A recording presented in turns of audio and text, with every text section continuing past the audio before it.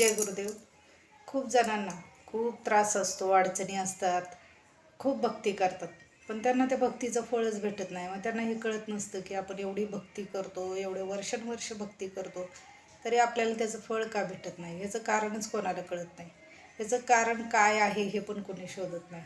तर मग तुम्हाला फक्त एकाच जन्माचं नाही तर मागच्या कितीतरी जन्मांचं काही जर आपल्यावर कर्ज असेल तर ते पण आपल्याला फेडावं लागतं. मागच्या जन्माचे पण काही पापं असतात, ते आपल्याला ह्या जन्मामध्ये तुम्ही कितीही चांगलं कर्म केलं तरी ते तुम्हाला कुठल्या ना कुठल्या रूपात येऊन त्रास देत असतात. ते अजून एक कारण ते म्हणजे पितृदोष. जेव्हा पितृदोष असतो तुमच्या 21 पिढ्यांपैकी कुठल्याही पिढीचा तुम्हाला पितृदोष लागू शकतो.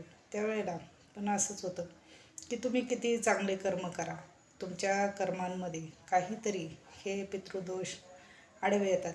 दुसरी गोष्ट, तुम्ही ज्या घरामध्ये राहता त्या घरामध्ये जर वास्तुदोष असेल तर त्या घरामध्ये तुम्हाला सुख शांती भेटत नाही.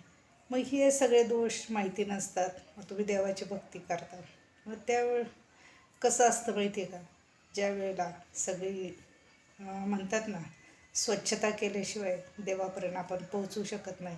हे आपले दोष, हे सगळं आपले पाप हे पूर्ण स्वच्छ केल्याशिवाय आणि पूर्ण ह्याच्यातनं निर्मळ होईपर्यंत देवापर्यंत आपल्याला पोचता येत नाही. त्यासाठी खूप भक्ती करावी लागते.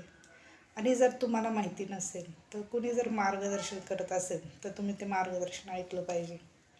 भजन कीर्तन किंवा वाचन केलं पाहिजे. त्याच्याने पण मनशुद्धी होते.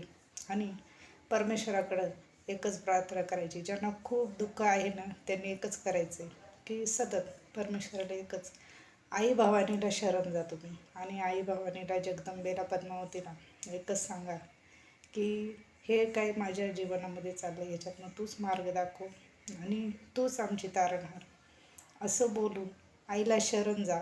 त्याच्यानंतर तुम्हाला आई मार्ग दाखवेल. आणि हे नक्की करा, ह्याच्याने तुमचं जीवन सुखी होईल.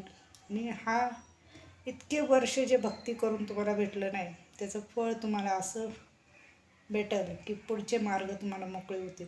हे नक्की करून बघा. सुखी व्हा. ओम जय गुरुदेव. आई राजा उदय उदय. ओम पद्मावती माता की जय.